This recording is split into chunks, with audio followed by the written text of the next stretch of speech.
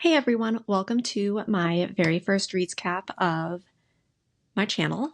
I'm going to be doing a very basic review of the books that I read last month, which would be December of 2024, and I made it through six books in December. I won't be providing any major spoilers here, so no worries there. I've got my notes kind of over here on this side.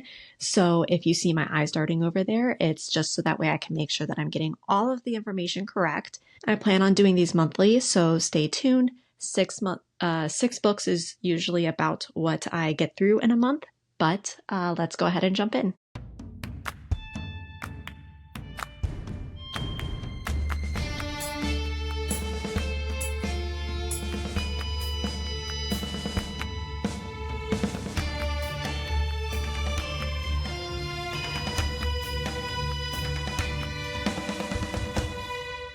So the first book that I read in December was When the Moon Hatched by Sara A. Parker, and I read this book in days, which is very fast for me. This book has a Goodreads rating of a 4 out of 5 stars. I gave it a 5 out of 5. I loved this book. So with that, though, I think I liked it more than the average person. There's not a lot of smut in it. It's kind of like the first half of the book was kind of hard to follow. And it was a lot of information and a lot of new terms that I wasn't familiar with. And I understand that there's like a PDF explanation that goes along with it, but I don't typically like to know what's going on in the book or really anything about the book before I start it. So I kind of went into this book with an open mind, trusting that everything was going to come together, and it did. And I think because I wasn't trying to figure everything out is the secret to why I enjoyed this book so much. This book is a captivating fantasy novel in a world where dragons ascend to the sky and become moons upon their death. However, on rare occasions, these moons fall back to Earth, causing destruction and chaos. The female main character, Rave, who is an assassin with a hidden past that not even she knows, and the male main character is Khan, who is the king of the Burn. And this follows their journey as they navigate a world with magic and rebellion and a search for identity. And my favorite part about this book is that Rave is never helpless. She had her eyes set on a goal, and she did not let this hot guy, in this case Khan, distract her and talk her out of finishing what she felt like she needed to do. And as this book develops, she begins to know the truth of her own self. And the twists that are in the end of this book are just so good. Now, I know I said that I wasn't going to do spoilers, but this next part contains very minor information, which you could probably listen to and it wouldn't change the story for you. So Rave is ruthless and determined, and I absolutely love that about her. And I love that Khan is equally ruthless, but in a more gentle and forgiving way. And I love that he wanted to kill Rave's rival assassin, but was willing to allow Rave the closure that she needed in order to move forward with their lives by basically not touching him and allowing her to have that space to do it. Oh, okay. And this is my puppy Axel. I am new to small dogs and dachshunds, so if you have any advice, I will take it, because he's a stubborn puppy. But I love him anyways. So anyways, book 2 is called The Ballad of Falling Dragons and has a current release date of October 7th, 2025. And I really can't wait to get my hands on it. I hope that it answers questions. I hope that it answers all of the questions that I have, and that I have about what is going to happen next and how Rave and Khan can come together. and build this life together and get through all of the challenges. The next book that I read in December is the third book of the Crescent City series by Sara J. Maas. It is titled House of Flame and Shadow, and I'm going to keep this brief for a couple of reasons. One, I don't want to give anything away. And two, even though I've read all three books, I did not like the series. In Goodreads, this book has a rating of 4.2, and honestly, I think I would probably give it like a 3.5 because of all of the other characters that were involved in this book. And quite honestly, this was probably my favorite out of the three, which is not good. In this book, Bryce Quinlan finds herself standing in a strange new world after leaving Midgard. She must use all of her wits to find her way back home.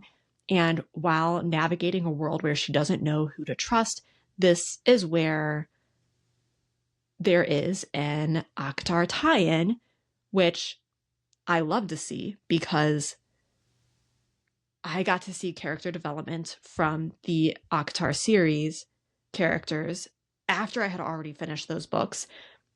And in the meantime, while all of that's kind of happening, Hunt Athalar is imprisoned along with some others, and they're desperate to help Bryce, but can't escape their captors. It feels like the future of Midgard is on their shoulders, but quite honestly, all of the other characters in this book don't get the credit that they deserve. And Bryce and Hunt have no character development at all, which is part of the reason why I dislike the series so much. But just because I didn't like this book or this series does not mean that you also won't, or that I will judge you for loving them. There are a lot of themes in this book that people love, such as corruption and resilience and hope and found family, and love and sacrifice also plays a big role in this series. There is rumor for a fourth book. However, Sara J. Maas seems to take her time between each new book that she writes, and apparently I've also heard rumor that she is writing an ACOTAR book next. So we will just have to patiently sit by and wait and see what she's going to do and what she's going to write about, and see what she has up her sleeves. The third book that I read is very quickly becoming my favorite series. This was Spark of the Everflame by Penn. It is part of the Kindred Cursed saga, which is incredible. I love the world of this series. The Goodreads rating is a 4.2 out of 5. I'm giving it a 5 out of 5. I don't normally give out 5s, so it's really weird that I have 2 in 1 month. This is the first book of the Kindred Curse saga, which is a 4-book epic fantasy romance series. The story is set in a world colonized by gods and ruled by their magical offspring known as the Descended. The protagonist, who is DM Bellator, yearns to escape her poor village and uncover the dangerous secrets about her mother's past. And as she navigates this dark world of the Descended royalty and all of the growing civil war that is causing some unrest, she must also deal with the mysterious heir of the dying king and the ruthless mortal alliance. The book is a slow burn, enemies to lovers romance filled with magic, dragons, angst, and banter. I want to say very quickly, I'm amending that. This book is not an enemies to lovers. I've finished the second book, and there's definitely the enemies to lovers vibe, but when we say this is a slow burn, I am so serious. It is a slow build, and I love that. The world building in this series is streamlined and easy to follow, so I definitely feel like this would be a great addition in, being a introductory to fantasy and for those who don't know what to expect from fantasy. But it is still different enough that those who come from a more familiar with the fantasy or romantasy genre feel like they can probably indulge in this book as well. this book led me on a path that at first I was like, oh, this sounds really familiar. And I thought that I knew where it was going. But then it left me off with what I thought would be resolved was not so. The love interest might not actually be the love interest, but he might truly be the enemy. But the enemy might be the real enemy. So that means the enemy would actually be the enemy. But then that also potentially opens the door that what is familiar and what is known is the enemy, and we just don't know. That's an answer for the next book, which I've already read, so I know. But I'm going to keep that a secret. Again, this is book 1 of a 4-book series, and the release of the 4th book has not yet been announced. I think it was originally supposed to be released last year, but they pushed back the release date and the timeline, and while a part of me really tried to read this series slowly so that way I wouldn't have a gap of time between reading the 3rd book and when the 4th book was released, I've failed myself in doing that, and already read the 2nd and the 3rd one's ordered. It's supposed to be delivered today. I cannot wait to get it and open it and start diving in again. So moving on from clearly my favorite book, I listened to Rhapsodic by Thalassa on Audible. And I had a really hard time getting into it. And I do listen to books semi-regularly, so it's not listening to it that was the problem. It was truly the content of this book. And unfortunately, the way that the male main character, Des, was described, I kept picturing him as Snow from the Hunger Games, which, not it.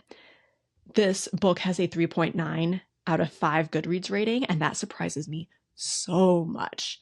I would give this book a 3 max. I just did not enjoy this book at all, even though I thought the writing was okay and the story development was okay. This is the first book of the Bargainer series. It is a story that follows Calypso Lillis, a siren with a big problem. She owes countless favors to this mysterious bargainer, a man who can grant wishes at a price. She has been wearing a bracelet of beads, each of which represents a favor that she owes to the bargainer. And I'm not going to give away how or why she ends up with so many beads on her wrist. But when the bargainer finally comes to collect, she must confront her own past and the growing danger in the other world, where Fae warriors are disappearing. This is a dark fantasy romance filled with magic, intrigue, and a complex relationship between Calypso and the bargainer. And I don't agree. A fantasy romance, sure. I'll give it that. I don't know that I really call it a romance. It doesn't seem to have a lot of romance in there. It's just this relationship to me in my reading of it. And I also don't think it's really that dark. So if you really want an introductory to dark romance, go ahead and read this one. It might suit what you need. So while there are 4 books in this series, and it is a complete series, I don't think I will be reading any more of this series. I, of course, can't say that for certain, but I was not excited to come back to this book every single time that I put it down. And that leads me to a point that I would like to make. It is okay to not finish a book or to not finish a series. And what you read still counts. And there are so many books out there that you will probably enjoy that I don't think we should waste time finishing books that we don't enjoy. I have a pride thing. I have to finish the books that I start, even if they sit on my table for years. I will finish them. There's only been 1 book that I've ever not finished, and that's because my dog chewed it up. But thank God. But you don't have to. And I don't think there should be any pressure put on any of us to finish a book that we don't enjoy. Okay, so the 5th book that I read is Harry Potter and the Sorcerer's Stone, also known as Harry Potter and the Philosopher's Stone in the United Kingdom. It is the first book of J.K. Rowling's beloved Harry Potter series. Most of us are aware of the books and the movies. I grew up at a time where the movies were just being released, and I never actually read the books until now. And I was pleasantly surprised how much the books and the movies really followed along and ran down parallel lines. This is the first book that introduces us to Harry Potter, an orphaned boy who lives with his cruel aunt, uncle, and cousin. On his 11th birthday, Harry learns that he is a wizard and has been accepted into Hogwarts School of Witchcraft and Wizardry. At Hogwarts, Harry makes new friends, including Ron and Hermione, and discovers his true heritage as the son of a wizard and a witch who were killed by the dark wizard Voldemort. This book follows Harry's first year at Hogwarts, and he learns about magic, making friends and enemies, and uncovers the mystery that this mysterious stone, which is a magical object, grants immortality. The book explores themes of friendship and bravery and the battle between good and evil, and it touches on the importance of self-discovery and the power of love and sacrifice that love can give. This book was published in 1997 and became an instant success, capturing the imagination of readers around the world.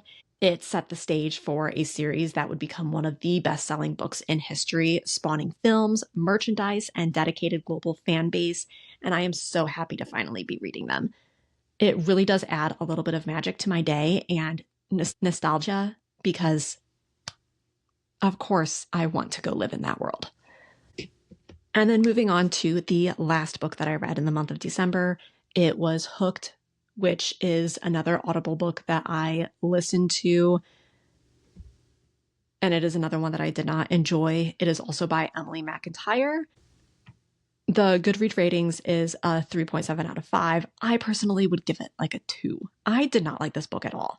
It is a dark contemporary romance and the first book in the Never After series, which reimagines classic fairy tales with a twist. The story is a fractured fairy tale based on Peter Pan, which was actually not something that I picked up on my own, but after looking a bit more into the books and finding that out, I can see the parallel.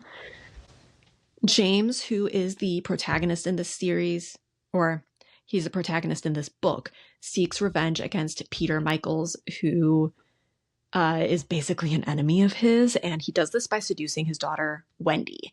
However, as James' plan unfolds, he finds himself torn between his mission for revenge and his growing feelings for Wendy. Wendy, who has been sheltered by her father, who is a very cold and kind of emotionless person, is drawn to James despite how dangerous he is. And I mean, he's like really dangerous and tries to like offer. And this is definitely a book with a question of consent. And so, of course, him doing this to her and the spice or smut involved here also has her body betraying her. You know, not a great combination in my mind. This book kind of goes through themes of revenge, love, and the blurred line also between good and evil. It has been described as a gripping tale that keeps readers on the edge of their seats, but honestly, it made me want to throw my phone more often than not.